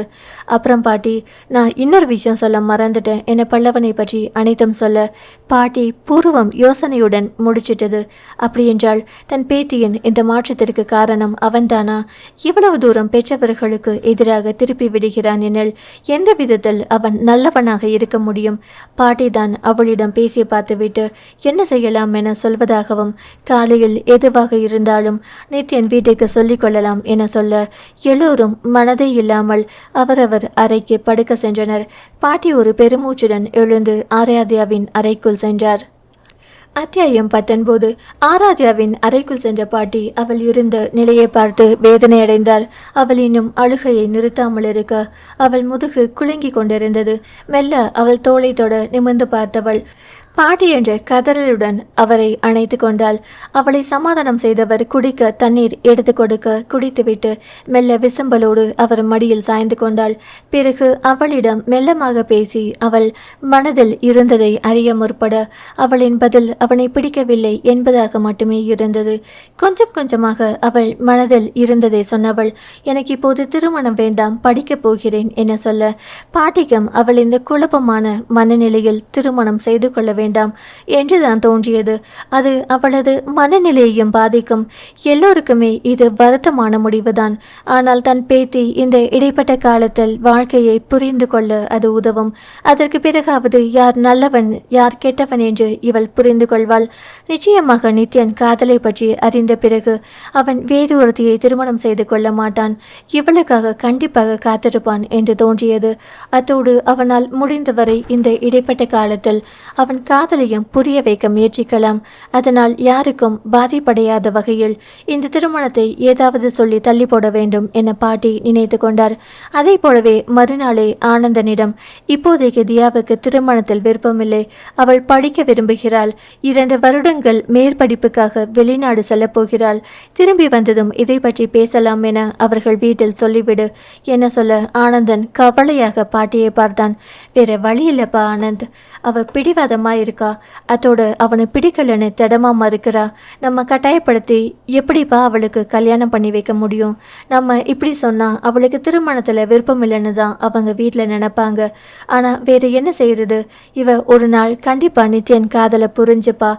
அன்னைக்கு கையில காலில் விழுந்தாவது அவங்க வீட்டில் சமாதானம் செய்ய வேண்டியது தான். என்ன ஒன்று, அதுக்குள்ளே அவங்க வீட்டில் அவனுக்கு வேற யாரையும் கல்யாணம் எதுவும் பண்ணி வைக்காம இருக்கணும் என சொன்ன பாட்டியின் குரலிலும் கவலை இருந்தது. நீங்கள் நித்யனை பற்றி என்ன நினச்சிங்க பாட்டி? அவன் அப்படி வேற ஒருத்திய சுலபமாக கல்யாணம் பண்ணிடுவானா? அப்படி பண்ணுறவனா இருந்தா இந்நேரம் இவகிட்ட காதலை சொல்லி அவனை பிடிச்சிருக்கா இல்லையான்னு தெரிஞ்சுக்கிட்டு என்னைக்கோ அதை பண்ணியிருப்பானே. இப்படி ஒவ்வொரு நொடியும் இவளுக்காக தவிச்சுக்கிட்டு இருந்திருக்க மாட்டான். எங்க இவ பிடிக்கலன்னு சொல்லிடுவாளோன்னு பயந்துக்கிட்டு தான் தயங்கி நாளை கடத்தினா. இப்போ அதுவே நடந்துடுச்சு என குரலில் வலியுடன் சொன்னான். எனக்கு அவங்க வீட்டில் இதை சொல்கிறதெல்லாம் பெரிய விஷயம் இல்லை பாட்டி. அவங்கிட்ட எப்படி சொல்கிறதுன்னு தான் தெரியலை. காலையில இருந்து 2 தடவை ஃபோன் பண்ணிட்டான். நான் எடுக்கல. அவன்கிட்ட எப்படி சொல்றதுன்னு தெரியல. இதை இப்படியே வளர்த்துக்கிட்டே போகாம நான் இப்போவே அவங்க வீட்டில் ஃபோன் பண்ணி சொல்லிடுறேன். அவங்களே அவன்கிட்ட சொல்லிக்கட்டும். என்னால் கண்டிப்பாக இப்போ அவனோட பேச முடியாது என வருத்தத்துடன் தேவேந்திரனுக்கு ஃபோன் செய்தான். அவரிடம் சாதாரணமாக பேச முயன்று தோற்று தங்கை படிக்க வேண்டும் என்கிறாள். அதனால் 2 வருடம் போகட்டும், பிறகு இதை பற்றி பேசலாம் அங்கிள் என சொல்ல அவர் குரலில் உணர்ச்சியே இல்லை. சரி என தொண்டை அடைக்க சொன்னவர் குரலில் என்ன இருந்ததோ அதைவிட அதிகமான வலி ஆனந்தனின் குரலிலும் இருந்தது. அவர் ஒன்றும் பேசாமல் போனை வைத்து விட்டார். ஓய்வாக நாற்காலியில் அவர் அமர அந்த தோற்றமே காயத்ரிக்கு உள்ளுக்குள் பதற்றத்தை உண்டு பண்ணியிருந்தது. ஏற்கனவே நெருங்கிய நண்பர்கள் ஓரிருவருக்கு திருமண விஷயத்தை பற்றி சொல்லியாகிவிட்டது. நேற்று மாலை ஆனந்தன் ஏதோ மழுப்பலாக பேசவும் சுதாரித்து கொண்டு அதற்கு மேல் வேறு யாருக்கும் தகவல் சொல்லவில்லை. இப்போது அதை யோசித்த போது நல்ல வேளை சொல்லவில்லை என நினைத்து கொண்டார். இப்போது திருமண விஷயத்தை பற்றி சொன்னவர்களுக்கு பதில் சொல்லியாக வேண்டும். கோதை நாகியம் அவர்களை தான் பார்த்து கொண்டு அமர்ந்திருந்தார். அவ்வளவு நேரம் இருந்த முகக்கடுமை மாறி இப்போது அவர் ஆர்வமாய் தேவேந்திரனை பார்த்தார். நேற்று வந்ததிலிருந்து அவர் குதி குதி என்று குதித்து பார்த்து விட்டார். அண்ணன் அசருவதாகவே தெரியவில்லை. நீயே உன் மகனுக்கு என் மகளை கட்டவில்லை என்றால் வேறு யார் கட்டுவார்கள்? பணம் இல்லை என்ற உடனே எங்களை தூக்கி எறிந்து விட்டாயா என என்னென்னமோ பேசி பார்த்து அழுதும் பார்த்து விட்டார். எப்போதும் அவர் அழுதால் கொஞ்சம் இறங்கி போகிற தேவேந்திரன் தன் மகன் விஷயம் என்று வந்ததும் அதிலிருந்து பின்வாங்குவதாகவே தெரியவில்லை. இத்தனைக்கும் சாதாரணமாக கல்யாண வரனாக வந்ததுதானே இந்த சம்பந்தம். இதற்கு எதற்கு இவ்வளவு முக்கியத்துவம் கொடுக்கிறார்கள் என்று கோதை நாகியம் யோசித்தார். அவரிடம் உண்மையை சொன்னால் ஊரெல்லாம் பரப்பி விடுவார் என்பதால் நித்யனின் காதலை பற்றி வேறு யாருக்கும் தேவேந்திரன் சொல்லவில்லை. அதுவும் பெண் யார் என்று தெரிந்தவுடன் கோதை நாயகிக்கு முகத்தில் எள்ளும் கொள்ளும் வெடிக்காத குறைதான். அப்பவே அந்த சிரிக்கை பார்த்த போதே நினைத்தேன், இவ்வளவு அழகாக இருந்து தொலைக்கிறாளே, அடிக்கடி நித்யனின் கண்ணில் பட்டு இப்படி ஏதும் ஆகிவிடக் கூடாது என்று அவளுக்கு 8 வயதாகும் போது அவர் நினைத்ததுதான். ஏனெனில் அப்போதே அவள் நல்ல அழகு. அதனால் தான் தேவையில்லாமல் அவளிடம் சண்டையிட்டு கையை ஓங்கி அதற்கு பிறகு இந்த வீட்டிற்கு அவள் வராதவாறு செய்தார். அப்போது நான் எந்த வேளையில் அதை நினைத்து தொலைத்தேனோ அதுவே இப்போது வந்து நடந்திருக்கிறது என குமுறி கொண்டிருந்தார். இப்போதும் ஏதாவது நடந்து அந்த தியா இந்த வீட்டிற்கு வராதவாறு ஏதாவது செய்துவிடு கடவுளை என வேண்டிக் கொள்ள இப்போதும் அவர் ஏதோ நல்ல வேளையில் தான் வேண்டிக் கொண்டிருப்பார் போலிருக்கிறது. அதே போல எல்லாம் நடந்து கொண்டிருந்தது. சோர்ந்து அமர்ந்திருந்த தேவேந்திரனின் தோளை தொட்டு காயத்ரி என்னவென்று விசாரிக்க அவர்கள் வீட்டில் சொன்னது பற்றி சொல்ல காயத்ரிக்கு முகமெல்லாம் சிவந்து கோபம் கனன்றது. என் பையன் எப்பேற்பட்டவன், அவனை வேண்டாம் என்று சொல்லக்கூட ஒருவருக்கு தோன்றுமா? அதுவும் தியாவை இப்போது திருமணம் வேண்டாம் என சொன்னது அவள் மேல் ஆத்திரத்தை கிளப்பி இருந்தது. அப்படி என்ன உலகத்திலே இல்லாத ரதி என்று இவளை தேடி நாங்கள் அலைந்து விட்டோம் என என் மகனை மறுக்கிறாள். அவள் அமைதி என்றல்லவா இவ்வளவு நாளும் நினைத்திருந்தேன். அத்தனையும் விஷம் என்று இப்போதல்லவா தெரிகிறது. அவளை பற்றி முழுதாக தெரியாமல் திருமணத்திற்கு ஏற்பாடு செய்த தங்களை எண்ணி நொன்று கொண்டவர் நல்ல வேளை இப்போதே தெரிந்ததே என அதை நினைத்து நிம்மதி அடையவும் செய்தார். மெதுவாக விஷயத்தை தெரிந்து கொண்ட கோதை நாயகி அதை சந்தோஷமாக வேலைக்காரர்களிடம் பரப்ப அது அவர்கள் மூலமாக மெல்ல வெளியேயும் பரவியது. நாளைக்கு திருமண நிச்சயம் என்று சொல்லியிருந்தவர்களுக்கு போன் செய்து இப்போது இல்லை, பெண் படிக்க வேண்டும் என்கிறாள், அதனால் 2 வருடம் கழித்துதான் திருமணம் என சொல்ல அவர்களும் என்ன ஏது என்று குடைந்து எடுத்தார்கள். அவர்கள் மூலமாகவும் வேகமாக எல்லோருக்கும் பரவி ஒவ்வொருவராக போன் செய்ய காயத்ரிக்கு கோபத்தில் உள்ளம் கொதித்தது. அந்த ஆராத்யாவால் எங்கள் குடும்பமே எவ்வளவு தூரம் எல்லார் முன்னாலும் அவமானப்பட்டு நிற்க வேண்டியது இருக்கிறது. அவள் மட்டும் இப்போது என் முன்னால் நின்றால் உண்டு இல்லை என்று ஆக்கிவிடுவேன் என பொறுமை கொண்டிருந்தார். இதுதான் சந்தர்ப்பம் என யோசித்த கோதை நாயகியும் மெதுவாக காயத்ரி அருகில் வந்து அமர்ந்தார். என்ன காயத்ரி, ஏன் கவலையா இருக்க?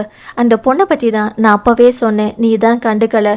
இப்போ பாத்தியா, எல்லாருக்கும் முன்னாடி உன்னை இப்படி அவமானப்படுத்திட்டா என சொல்ல காயத்ரி தலையை கைகளில் பிடித்து கொண்டு அமர்ந்து விட்டார். பணம் வசதி எல்லாம் முக்கியம்தாமா, தகுதிக்கு ஏற்ற இடத்துல நீ கல்யாணம் பண்ணணும்னு நினைச்ச, அதுலயும் தப்பு இல்லை. ஆனா பொண்ணு எப்படி குணமான பொண்ணான்னு பார்க்க வேண்டாமா? இதோ இப்போ என் பொண்ணையே எடுத்துக்க. வசதியா வளர்ந்தவதான். இப்போ உன் வசதிக்கு ஒன்றும் குறைச்சல் இல்லை. ஆனா நீ ஒன்று சொன்னா அதை மீறி அவ நடந்துக்குவாளா? அதுவும் அவ உன் கண்ணு எதில் வளர்ந்த பொண்ணு. அவளை யாராவது ஏதாவது சொல்ல முடியுமா என கேட்க காயத்ரி மௌனமாக கோதை நாயகியை பார்த்தார். இப்போ கூட அத்தைக்கு இப்படி ஒரு அவமானம் வந்துடுச்சுமா. நீ வந்து அத்தானை கல்யாணம் பண்ணிக்கோன்னு சொன்னா ஒரு வார்த்தை பேசாம அடுத்த நிமிஷமே மணமேடையில் வந்து உட்காருவா. நீ மட்டும் ஒரு வார்த்தை சொல்லு காயத்ரி. உன்னை அவமானப்படுத்தி பேசுறவங்க எல்லார் மூக்கையும் உடைக்கிற மாதிரி நம்ம பிள்ளைங்க 2 பேருக்கும் ஜாம்னு கல்யாணத்தை ஏற்பாடு பண்ணிடலாம் என சொல்ல காயத்ரி யோசனையுடன் அமர்ந்திருந்தார். அவர் யோசிக்கட்டும் என நினைத்த கோதை நாயகி மேற்கொண்டு எதுவும் பேசவில்லை. தான் எதையாவது உளறி கொட்டி அவள் யோசிப்பதை கெடுத்துவிடக்கூடாது என அங்கிருந்து நகர்ந்து சென்று காப்பி எடுத்து கொண்டு வந்து கொடுத்து அவரை ஆறுதலாக கவனித்து கொண்டார். இப்போது காயத்ரிக்கும் தாரணியை நித்யனுக்கு திருமணம் செய்து வைத்தால் என்ன என்று தோன்றியது. அப்படி செய்தால் சொந்தம் என்றும் ஆகிவிடும். தனக்கு ஒன்று என்றால் அவளும் கவனித்துக் கொள்வாள். அதோடு இப்போது தேவையில்லாமல் வாயின் மேல் பல்லை போட்டு பேசியவர்கள் வாயையும் அடைத்து விடலாம் என நினைத்தார். இதை பற்றி கண்டிப்பாக தேவேந்திரனிடம் பேச வேண்டும் என நினைத்து கொண்டார். காலையிலிருந்து ஆனந்தன் போனை எடுக்காததால் யோசனையுடன் தன் தந்தையின் அருகில் வந்து அமர்ந்த நித்யன், ஏன்பா ஆனந்த் உங்ககிட்ட பேசினானாப்பா? நான் ஃபோன் பண்ணா அவன் எடுக்கவே மாட்டேங்கிறான். அங்கே ஏதாவது பிரச்சனையான தெரியல, நான் போய் பார்த்துட்டு வரட்டுமாப்பா என கேட்டபடி தன் தந்தையின் முகத்தை அப்போதுதான் நிமிர்ந்து பார்த்தவன் திகைத்து போனான். கலவரமாக அவரை நோக்கியவன், என்னப்பா உடம்பு ஏதாவது சரியில்லையா? ஏன் இப்படி சோர்வா இருக்கீங்க என கேட்டான். அவன் இப்படியாவது இருக்கானேன்னு சந்தோஷப்படு. எங்கேயுமே இல்லாத ராஜகுமாரின்னு தேடி பிடிச்சு ஒருத்தைய வீட்டுக்கு கூட்டி வர நினைச்சியே, அவளால தான் என் தம்பி இந்த நிலைமையில இருக்கான் என சொல்ல புருவத்தை சுருக்கி தன் அத்தை கோதை நாயகியை பார்த்தவன் என்னவென்று புரியாமல் குழப்பமாக தந்தையை ஏறிட்டான். தந்தை எதையும் சொல்லும் நிலையில் இல்லை என தாயை பார்க்க அவரோ முகம் முழுவதும் இறுகி கல்லென சமைந்து போய் நின்றிருந்தார். அவர் இவ்வளவு கோபமாக இருந்து நித்யன் பார்த்ததே இல்லை. ஏன் அம்மா இவ்வளவு கோபமாக இருக்கிறார்? அப்படி என்னதான் நடந்தது? இருவருமே சொல்லும் நிலையில் இல்லை என்பதால் இப்போது இருக்கும் ஒரே வழி கோதை நாயகிதான். ஆனால் அவர் வாயில் நல்லதே வராதே. எதையும் இட்டுக்கட்டி ஒன்றை 9ஆக கூறுவதுதானே அவர் வழக்கம். அதனால் அவரிடம் கேட்கவும் அவனுக்கு தயக்கமாக இருந்தது. நீ கேட்டுதான் நான் சொல்ல வேண்டும் என்று இல்லை. இப்போது விட்டால் என்னால் பேச முடியாது என நினைத்த கோதை நாயகியோ, பெருசா கட்டுனா இந்த பொண்ணை தான் கட்டுவேன்னு ஒத்த கால நின்னியாமே. அதெல்லாம் சரிதான். ஆனால் அந்த பொண்ணுக்கு உன்னை பிடிச்சிருக்கா இல்லையான்னு தெரிஞ்சுக்க வேண்டாமா? கல்யாணம் வரையிலும் கொண்டு போனதுக்கு அப்புறம் அந்த பொண்ணு உன்னை பிடிக்கலன்னு சொல்லிடுச்சு. இது தெரியாம உங்க அப்பா வேற 4-5 பேருக்கு தகவல் சொல்லிட்டான். எல்லாரையும் சமாளிக்கிறதுக்குள்ள போதும்னு ஆயிடுச்சு. அழகா இருந்தா உடனே ஒரு பொண்ணு பின்னாடி போயிடுறதா? தரம் தகுதி என்னன்னு விசாரிக்க வேண்டாமா என அவர் சொல்லிக்கொண்டே போக முகம் சிவக்க நித்யன் எழுந்து நின்றான். என்னத்த சொல்றீங்க என்ன நித்யன் கோபத்தோடு கேட்க, நித்யனின் கோபத்தை தூண்டிவிட்டோம் என நினைத்த கோதை நாயகி உள்ளுக்குள் கொண்டாட்டமாகி விட்டது. அதனால் அவருக்கு தெரிந்ததோடு கொஞ்சம் இட்டுக்கட்டியும் வேறு யாரோ ஒருவனை பிடித்திருப்பதால் உன்னை பிடிக்கவில்லை என சொல்லிவிட்டதாகவும் சொல்ல அவன் முகம் மேலும் நன்றாக சிவந்து கொழுந்து விட்டு எரிந்தது. ஏற்கனவே காசிநாதன் வீட்டில் வேலை செய்யும் வேலையாள் மூலம் தேவேந்திரன் வீட்டு வேலையாளுக்கு வேறு ஏதோ ஒரு பையனின் பெயர் அடிபடுகிறது என்ற தகவல் வந்திருந்தது. அதனால்தான் அதையும் சேர்த்து கோதை நாயகி இட்டுக்கட்டி சொன்னது. காயத்ரியிடம் இதை பற்றி சொன்னபோது இதுவரை ஆராத்யா மேல் கோபம் மட்டும் கொண்டிருந்தவருக்கு உலகத்திலேயே அவர் வெறுக்கக்கூடிய ஒரே ஆளாக அவள் மாறிவிட்டாள். தன் பையனை வேண்டாம் என சொல்லி இன்னொருவனை பிடித்திருப்பதாக சொல்லும் அவளை அடியோடு வெறுத்தார்.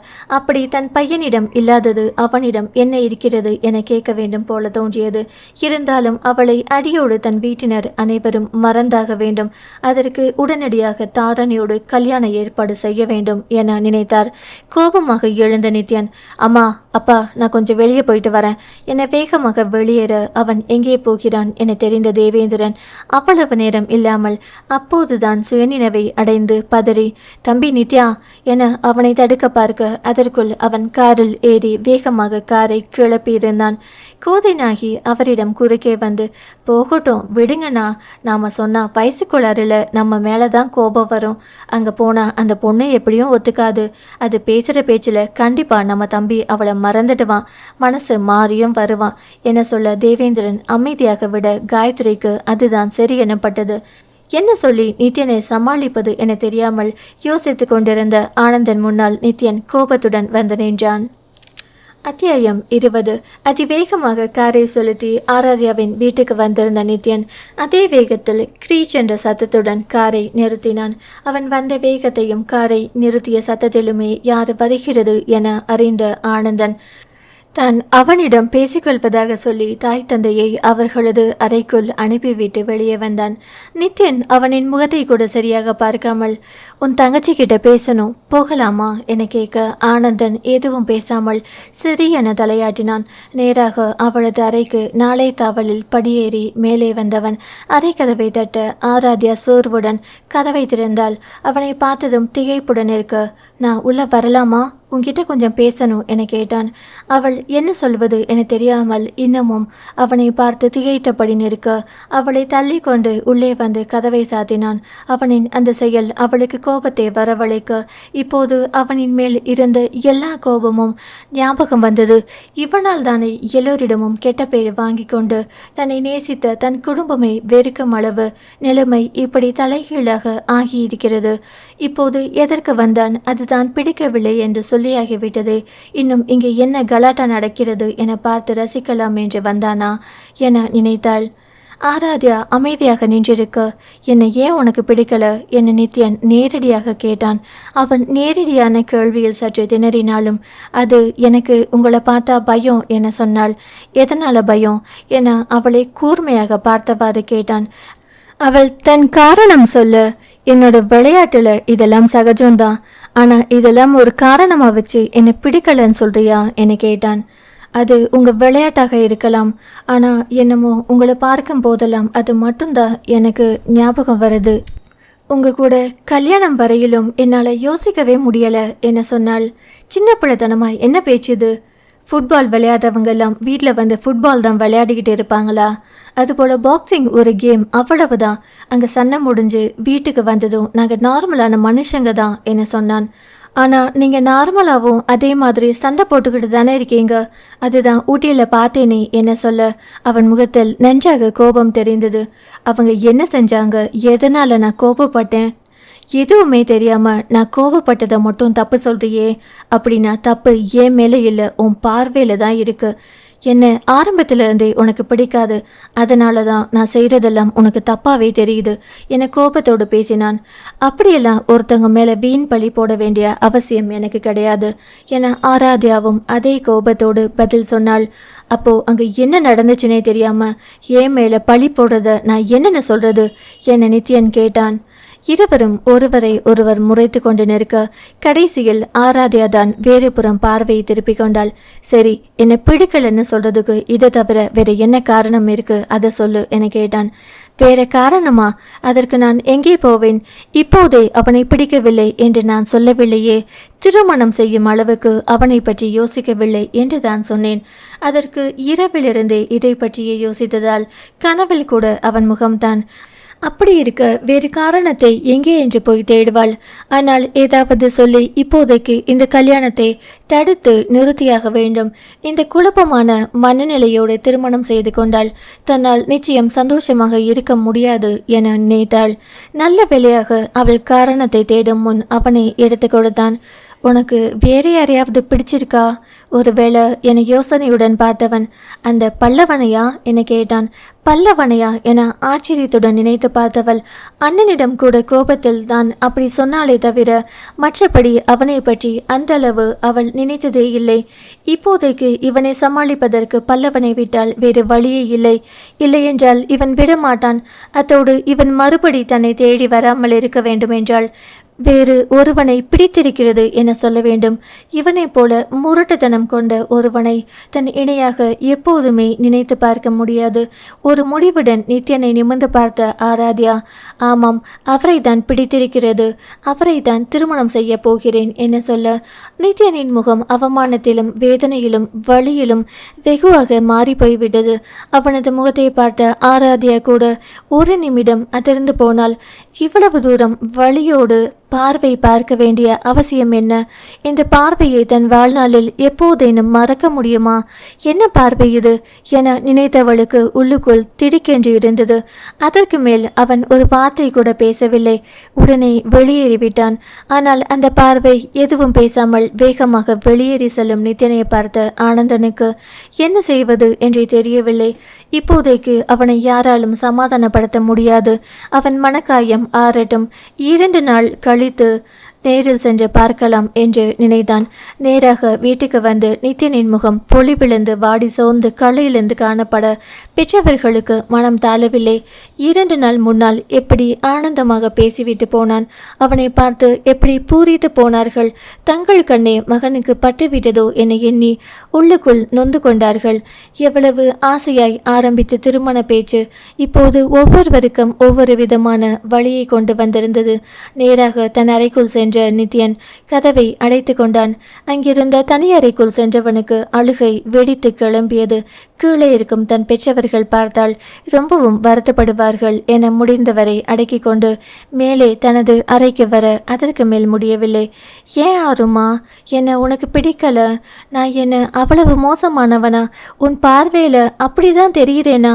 உன்னை எனக்கு எவ்வளோ பிடிக்கும் தெரியுமா தியாமா? ஒவ்வொரு நிமிஷமும் நான் உன்னை நினச்சிக்கிட்டே தான் இருக்கேன் தெரியுமா? உன்னை உயிருக்குயிரா நேசிக்கிறேன் ரதிமா. அது ஏன் உனக்கு புரியலை? வேற யாரையோ உனக்கு பிடிச்சிருக்குன்னு சொன்னியே, அதெல்லாம் உண்மை இல்லைல? பப்பிமா ப்ளீஸ் சொல்லுடி, என் காதல் பொய்யா ரதிமா என கேட்ட அவனது வார்த்தைகள் அந்த அறை முழுவதும் எதிரொலித்தது. அத்தோடு சேர்ந்த அவனது கதறலும் தான். 2 நாட்கள் வரை தனக்குள் சோகத்திலேயே மூழ்கியவனுக்கு எதிலும் கவனம் செல்லவில்லை. சாப்பிடாமல் தூங்காமல் அவளை பற்றியே மனதுக்குள் யோசித்து ஏன் தன்னை பிடிக்கவில்லை என நொந்து அப்படியே தனக்கு தானே வருத்தி கொண்டான். எதையோ யோசித்தவன் பிறகு ஒரு முடிவுடன் கொஞ்சம் தெளிந்து நாளை ஆனந்தனை பார்க்க வேண்டும் என்று நினைத்து கொண்டான். விஷயம் கேள்விப்பட்ட தீபிகா ஆராத்யாவை பார்க்க அவள் வீட்டிற்கு வந்திருந்தாள். வீட்டுக்குள் நுழைந்து ஜெயந்தியிடம் தியா எங்கிருக்கிறாள் என கேட்டுக்கொண்டு ஆராத்யாவின் அறைக்கு செல்ல மாடி படிகளில் ஏறும்போது பாதி படிகளிலேயே ஆனந்தனை எதிர்கொண்டாள். இருவரும் ஒருவரை ஒருவர் பார்த்து கொண்டு எதுவும் பேசாமல் நகர்ந்து விட்டனர். அன்று வீட்டில் வந்து அவளை இறக்கிவிட்ட பிறகு இப்போதுதான் பார்க்கிறான். அன்று நடந்ததை நினைத்த போது இருவருமே ஒரு நிமிடம் கண்களை மூடி திறந்தார்கள். ஊட்டியில் இருந்த காரில் இருவரும் தனியாக புறப்பட்ட போது தீபிகா உற்சாகமாக தான் இருந்தாள். எப்படியாவது இங்கிருந்து வீட்டுக்கு போவதற்கு தன் மனதை புரிய வைத்துவிடும் ஆர்வம் அவளுக்குள். அவள் அங்கிருந்து கிளம்பும் போது கொஞ்ச தூரத்திலேயே அப்பாவிற்கு ஒன்றுமில்லை, மெதுவாக வந்தால் போதும் என தகவல் வந்துவிட்டது. ஆனால் இப்போது திரும்பி செல்லவும் முடியாது என்பதால் இந்த பயணத்தை தன் காதலை புரிய வைப்பதற்கு பயன்படுத்திக் கொள்ளலாம் என நினைத்தாள். வரும் வழியில் சாப்பாடு, தண்ணீர், ஸ்நாக்ஸ் என அவள் கேட்டதையெல்லாம் ஆனந்தன் மறுக்காமல் வாங்கி கொடுத்தான். தீபிகா ஸ்நாக்ஸ் சாப்பிடும் போது அவனுக்கும் கொடுப்பாள்.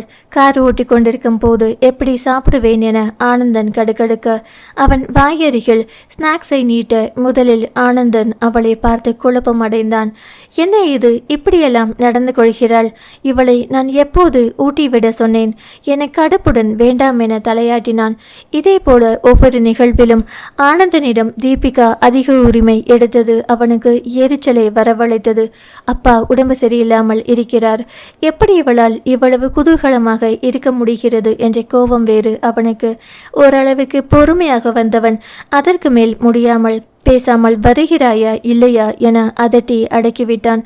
கொஞ்சம் தூரம்தான் அவள் அடங்குவாள். மறுபடி பழைய துள்ளலுடன் ஏதாவது அவள் பேசிக்கொண்டே வர என்ன ஜென்மமாக இருப்பாள்? இவ்வளவு தூரம் திட்டிக் கொண்டே வருகிறேன், அடுத்த நிமிடமே அதை மறந்துவிட்டு வேற ஏதாவது பேசுகிறாளே என ஆத்திரம் வந்தது. ஒரு சில நேரங்களில் அவன் அவளை திட்டும்போது முகம் வாடும், அவளை பார்க்க பாவமாக கூட இருக்கும். ஆனால் அடுத்த நிமிடமே அவள் சரியாவதை பார்க்கும்போது சோகமாக இருப்பது மாதிரி நடிக்கிறாளா, இல்லை உண்மையிலேயே இவள் இப்படிதானா என குழப்பம் அடைந்தான். எப்படி ஒருத்தியால் சோகமாக இருந்து உடனே மகிழ்ச்சியாக மாற முடியும்? கண்டிப்பாக இவள் தன்னை வைத்து ஏதாவது திட்டமிட்டிருப்பாள் என நினைத்தான். அவள் அட்டகாசம் எல்லை மீற கொஞ்ச தூரம் சென்றதுமே ஆனந்தன் வெடிக்க தொடங்கிவிட்டான். என்ன தீபிகா இது, கொஞ்சமாவது பொறுப்போட நடந்துக்கிறியா? நாம இப்போ ஒன்று ஜாலி ட்ரிப் போயிட்டு இருக்கல, உங்க அப்பாவுக்கு உடம்பு சரியில்லை, அவரை பார்க்க போறோம். நீ என்னன்னா இவ்வளவு ஜாலியா வர? உனக்கு கொஞ்சம் கூட அன்பு பாசம்னா என்னன்னு தெரியாதா என அவன் வெடிக்க தீபிகா மென்மையாக அவனை பார்த்தாள். நம்ம கிளம்ப கொஞ்ச தூரத்திலேயே அப்பாவுக்கு உடம்பு சரியாயிடுச்சுன்னு ஃபோன் வந்துடுச்சு, அதனால தான் நான் இவ்வளவு சந்தோஷமா இருக்கேன் என சொன்னாள். என்ன என கோபத்துடன் காரை ஓரமாக நிறுத்த, இது ஏன் நீ முன்னாடியே சொல்லல? சொல்லியிருந்தா அப்படியே திரும்பி போயிருக்கலாம் இல்லையா என கோபமாக கேட்டான். எனக்கும் தோணுச்சு, ஆனால் உங்கள் கூட இந்த மாதிரி தனியாக வரணும்னு ரொம்ப நாள் ஆசை, ஆனால் அதுக்கு வாய்ப்பே கிடைக்கல.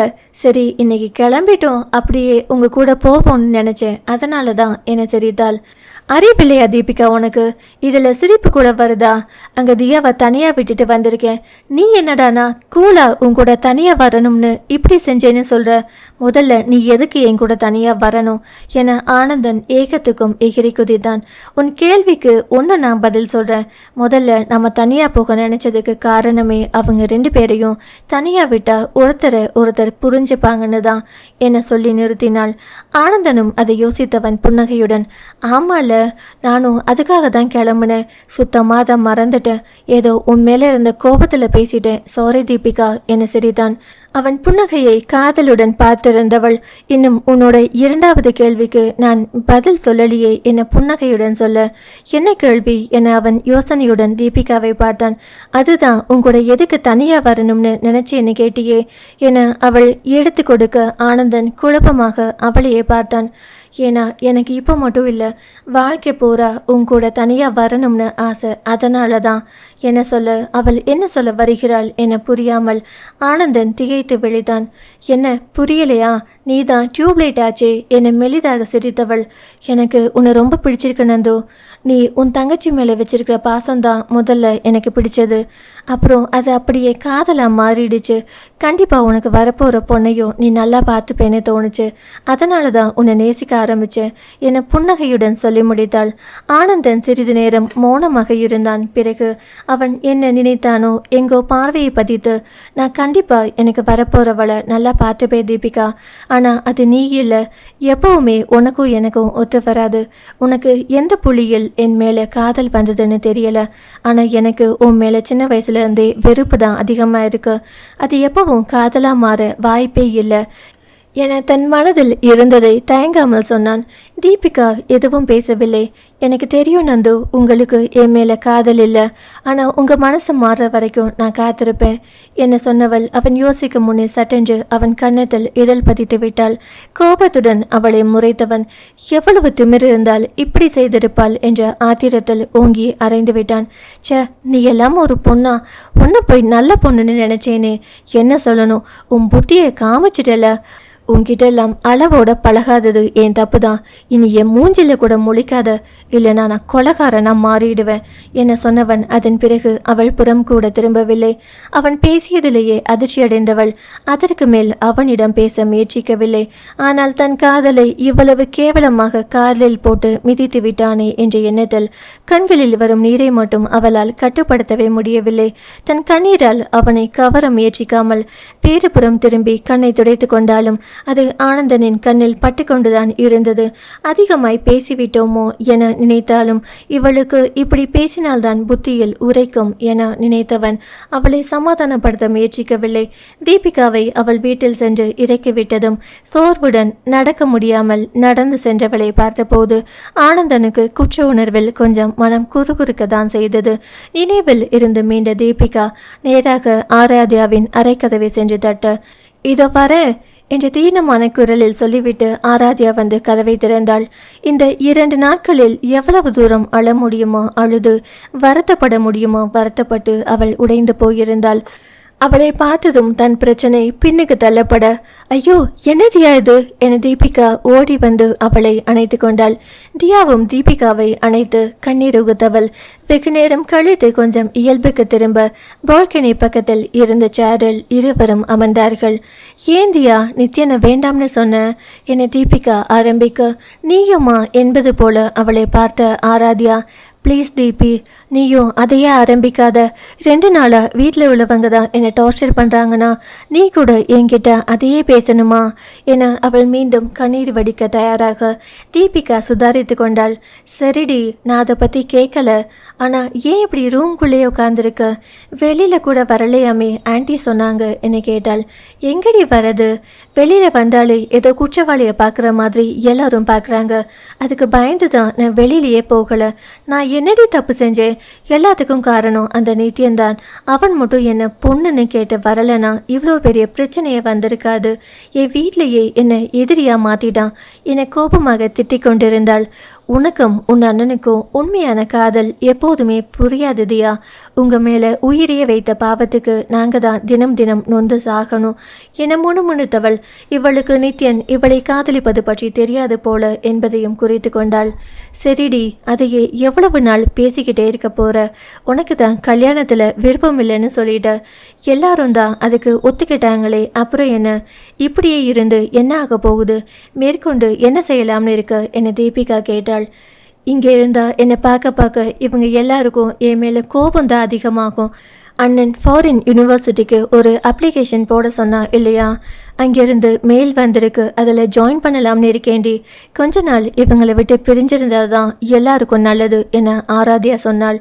வீட்டில் எல்லார்கிட்டையும் சொல்லிட்டியா என கேட்ட தீபிகாவிடம் இல்லை என்பதாக ஆராத்யா தலையசைத்தாள். நான் இப்போ என்ன சொன்னாலும் வீட்டில் யாரும் கேட்குற மனநிலையில் இல்லை தீபி. அதனால் பாட்டிக்கிட்ட தான் சொல்லலாம்னு இருக்கேன். அவங்க எல்லார்கிட்டையும் சொல்லிடுவாங்க என ஆராத்யா கவலையுடன் சொன்னாள். நீ மட்டும் இல்லடி, நானும் எங்கள் வீட்டில் பேசலாம்னு இருக்கேன். எனக்கும் அந்த யூனிவர்சிட்டியிலேருந்து மெயில் வந்திருக்கு. அதை பார்த்த உடனேயே நானும் அங்கே போகலாம்னு தான் முடிவில் இருந்தேன் என்ன சொன்ன ஆராத்யா அவளை ஆச்சரியமாக பார்த்தாள். என்ன தீபி இது? என்கிட்ட அங்கிள் ஆண்டி விடமாட்டாங்கன்னு சொன்ன, இப்போ இப்படி சொல்ற, உனக்கு வேற ஏதாவது பிரச்சனையாடி என கேட்டாள். தோழியின் அன்பான விசாரிப்பில் தீபிகாவுக்கு கண்கள் கலங்கத்தான் செய்தது. ஆனால் அதை மறைத்து கொண்டு அப்படியெல்லாம் ஒன்றும் இல்லடி, எனக்கும் அங்கே படிக்கணும்னு ஆசை. அதோட தனியாக போனால் தானே அம்மா அப்பா விட மாட்டாங்க. நீயும் போகிறேன்னு சொன்னால் கண்டிப்பாக விடுவாங்க. அதனால தான் என்னை மழுப்பலாக பதில் சொல்ல தீபிகா முகத்தில் இருந்து ஏதோ ஒன்றில் ஆராத்யா மேற்கொண்டு அவளை தோண்டி துருவவில்லை. பொறுமையாக என்னவென்று விசாரித்து கொள்ளலாம் என நினைத்த ஆராத்யா அதற்கு மேல் அவளிடம் எதுவும் கேட்கவில்லை. ஆராத்யா பாட்டியிடம் சொல்லி தன் விருப்பத்தை வீட்டில் உள்ளவர்களிடம் சொல்ல ஆனந்தன் முதல் முறையாக அதை எதிர்த்தான்.